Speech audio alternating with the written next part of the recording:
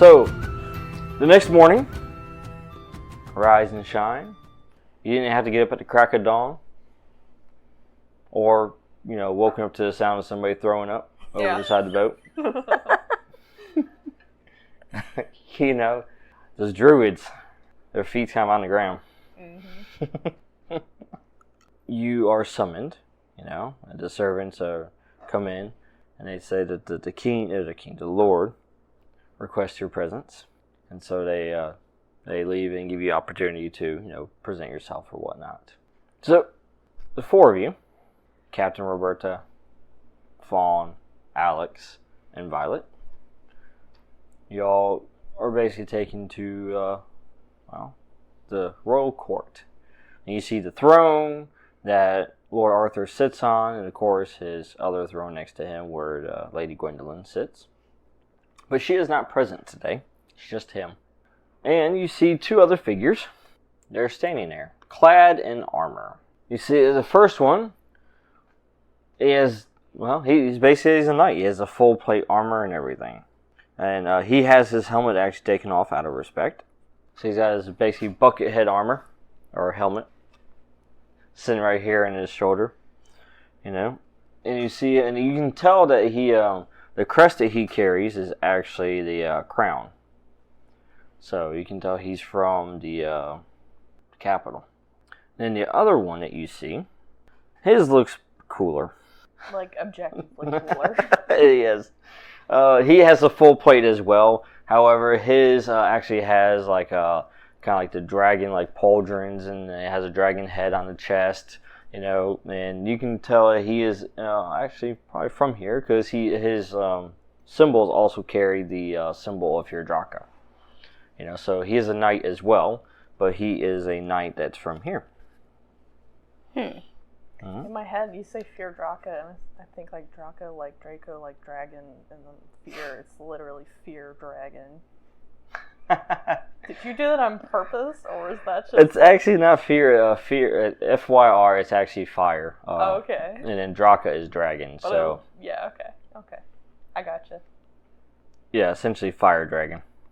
Fire dragon. Dragon fire. However you want to, say that there. Also fear the dragon. But in this, they are the dragon. Or at least their symbol is. So. Yes. It's like fear me, also fire, also that dragon over there is kind of scary. Yep, and let's see.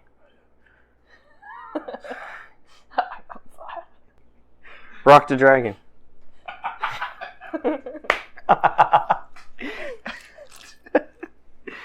You have these two knights that are standing in the court.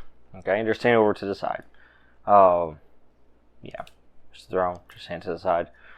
So, Lord Arthur, he sees you all enter the room. As he does, he, greets you. He says, "Good day. Good morning. I trust the accommodations were well?" Yes, very fluffy. Very dark. Just as we like it. Yes. Very some other adjective. And of course, the captain, she goes, "Yes, it was breezy. It reminded me of being on the sea, but more comfortable. And I didn't have to worry about my ship going off course." That's always good. Yes. So, Lord Arthur, he tells you basically, you can approach. Let me introduce our two esteemed guests. We have Sir Typherius. He's the one that wears the crown symbol. He's from the capital. And then the other one he introduces is Sir Robert Fyrdraca. And then there's the Rosemerta. And the Rosemerta. The Rosemerta, the Roberta, and the Robert. It's triple Arthurite. We also have a Bob.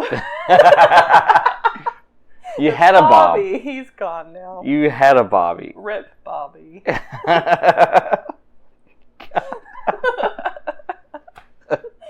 Oh, poor. That's a sad tale for another time. But yes, he introduces them as Sir Typherius and Sir Robert Fyrdraca. And as he introduces Sir Robert, he says, "This is my cousin." I mean, that's not like a euphemism, right? He's like your literal cousin. No, he is actually my cousin. Okay. Yes, he is my cousin. Okay. We are related by blood. Okay. And he continues. He says, they have arrived here at the request of Morgan, the mistress of magic. Slimefinger's new best friend. It appears the king doesn't want to address the problem with Ulrich currently. He feels diplomacy is the best bet. Well, yes. I don't have my trust ring yet. I need to find my book. Have you seen a Rudinomicon somewhere? That's not it. It might be freezer burnt. Oh.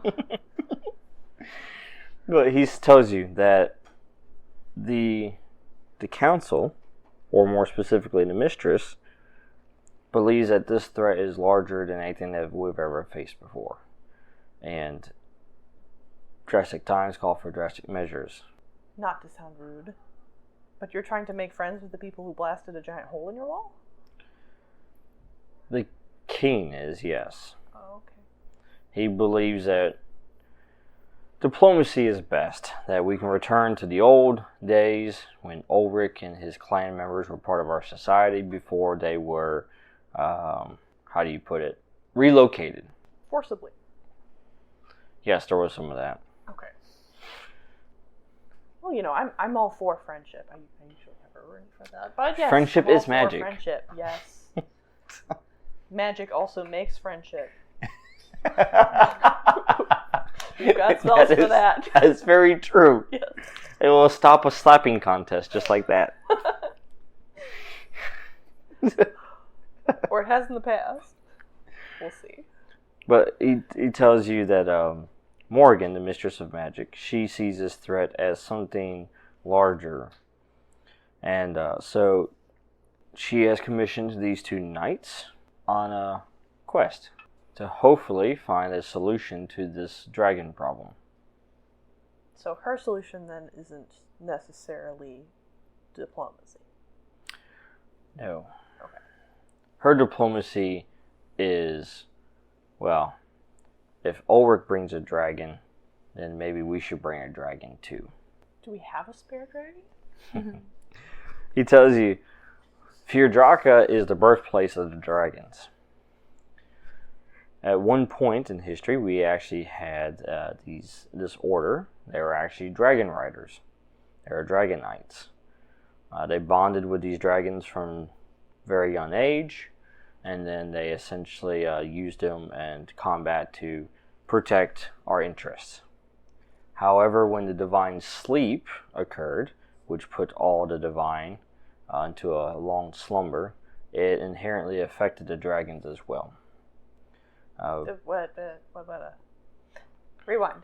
You said all the divines asleep. Is Yes. that something that I'm supposed to know what that is? He says, my apologies. I realized you just woke up a few weeks ago. He says, let me give a history lesson.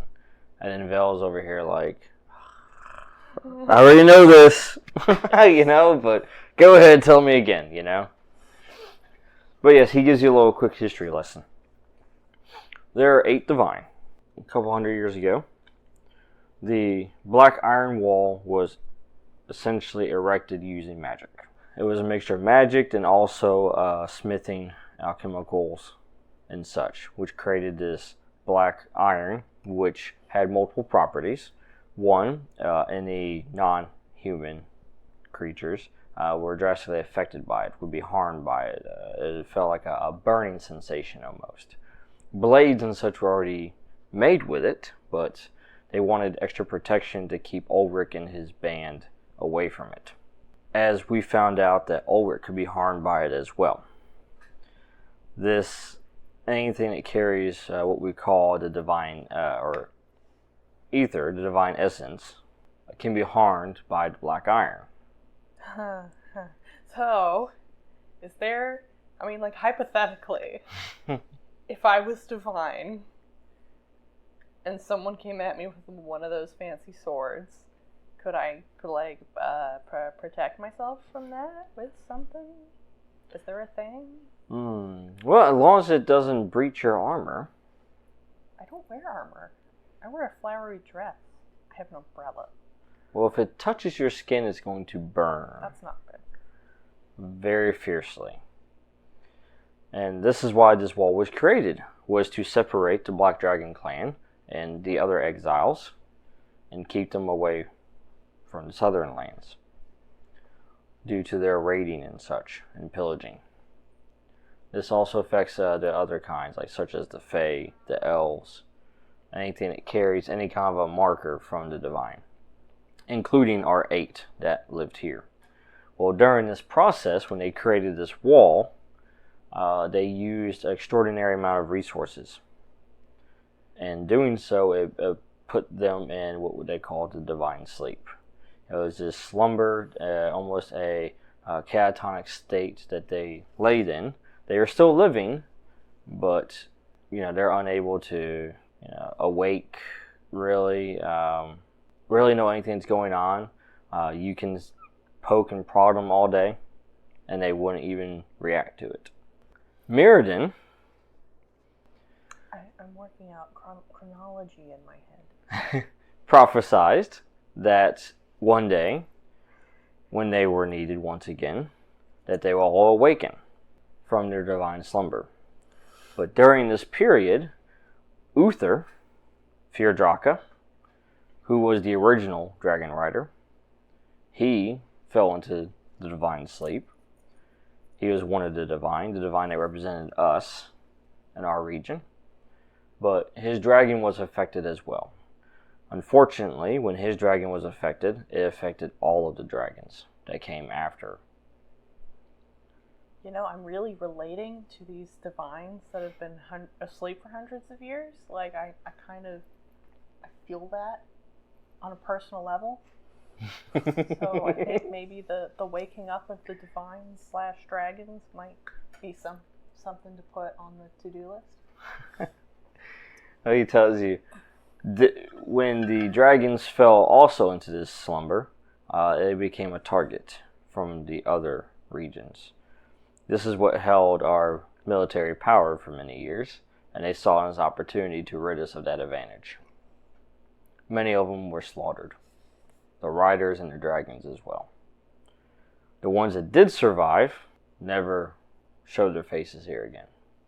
There is actually one such legend, if you choose to believe it, that he continuously shows himself in different parts of Ethelsage, and even over in the Great Sea. People have reported sightings of him, and his name is Charles Girion. However, he's just a legend. I'm going to ask Belle, is he just a legend? Belle's like, I never met the guy. Okay.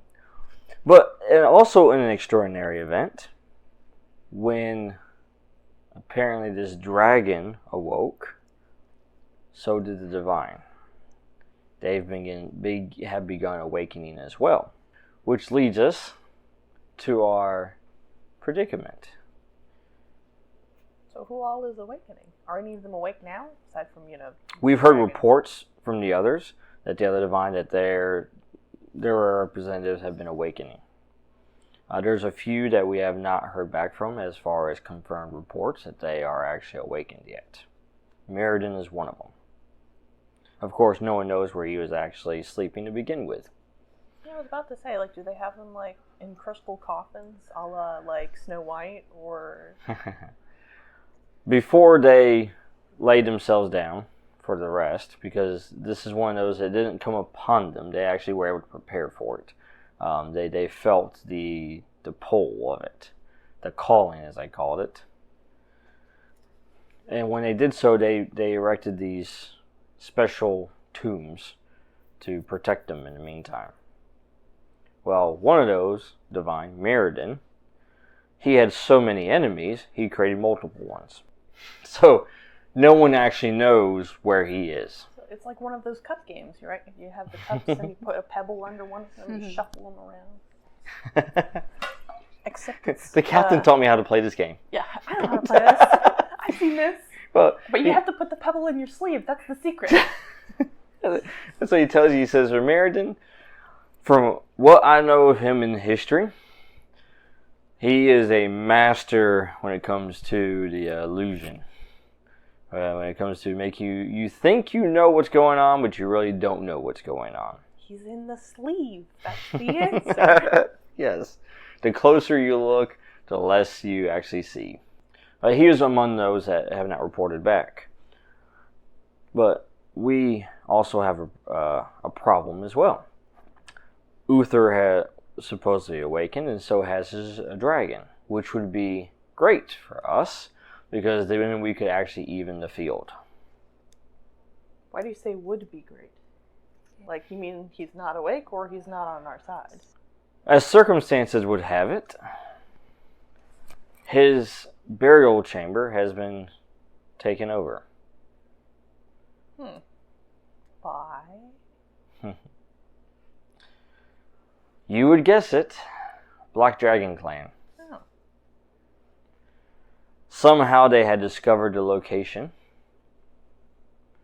and they have actually laid siege to it. He rests below this castle in the catacombs. These catacombs are designed to be a maze. Very amazing. Someone had to make that joke. And he tells you that for someone to actually find this, to actually find the correct path, they would have needed some additional information. There's no way they could have possibly blindly navigated this and found We it. should have had a memory ring. I've got one of those. Hey, maybe we can use that. If we go find the maze, we can use the time memory rune to find some information. Maybe. And this is when Sir Typherius chips in.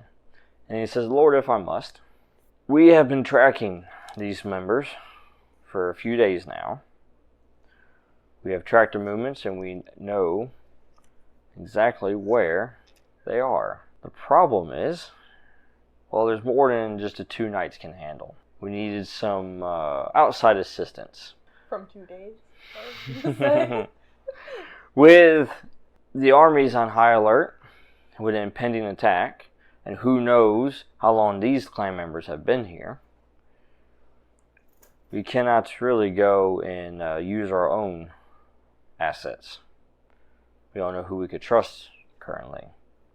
We don't know if we have someone that's giving this information from the inside, or maybe they use some other means. If you would join us, this would make our job much easier. As we're given this quest to go in there anyways, I would like to live coming out. I mean, that seems fair. I would like to live as well. Maybe if we work together, we can both live. Or as Typherius says, he goes, I would like to go complete this, walk into the tavern, have myself a drink, and call it a day. Well, you say a day. Might be like a week. I'm like not clear on the time frame at the moment. But yes, I'm on board. We were hoping Slimefinger would join us. That as may yet happen. He was instrumental in sending that message to us. However, we understand that he's indisposed at the moment. Just give him a little time. He'll pop up somewhere. He'll pop up somewhere. Can I copy that sigil on the ship and just I want to have a copy of it somewhere. Maybe I can make him poof back into this sigil that I carry around. Hey, if we copy the sigil, light it on fire, put some mana into it. Put some mana into it. Just need some more mana. Lots and lots of mana. With our mana combined. With our mana combined, we can produce a slime finger. Just go down to the city streets, put your hands up in the air, and collect all the mana from the people in the world. Mana from heaven. Mana bomb! That's going to be an exploit soon. I know somebody's going to do it. Oh, do it. You just planted By that somebody, seed. who do you mean? Yeah, so as he explains, we are ready to go at this moment. I understand you may need to collect your belongings, your gear. We'll meet you at the outside or the entrance of the catacombs in about an hour. Am I able to keep my room just for me later? Just make sure nobody touches it. I'm sure they've. Because they might not experience something nice.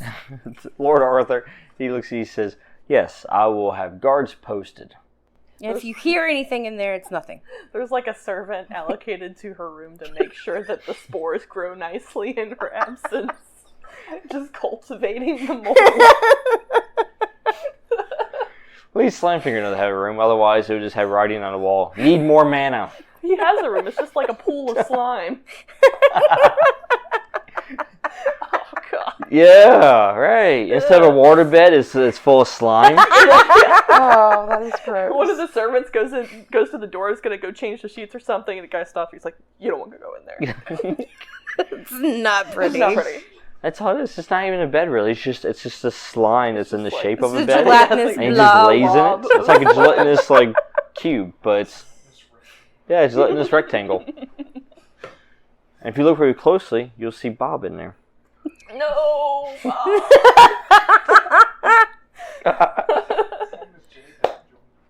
Oh, Not yet. no, Jay's dang. getting drunk. Okay, so As one should.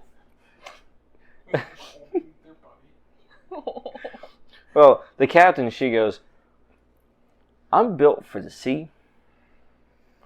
I have this thing, when I go into places and the walls just start closing in on me, and I know. She goes, I'm going to go back to my ship, and I'm going to wait for Slimefinger to come back, because he's got to come back eventually, and if he's going to come back, he'll come back to the ship, right, guys? Right? Okay, fantastic. So she starts leaving. Okay, see ya. Didn't even wait for a reply. Yeah. I'm out of here. I'll be over there. She's like, that's not happening. I'm gone. Hey, why don't you get a crew for us ready? How about that? You go find some people, hire them. Yeah, well, actually, Lord Arthur, he tells you that. He says, you complete this for us, I will hire a crew for you. Okay, so don't screw it up. What could possibly go wrong without Slimefinger? With That's Slimefinger or without, without yeah. Slimefinger? Smooth sailing, no pun intended. But yeah, so the two knights, they take their absence. And then, the three of you can go and gather your belongings and such. I'm going to take this one, but not that one.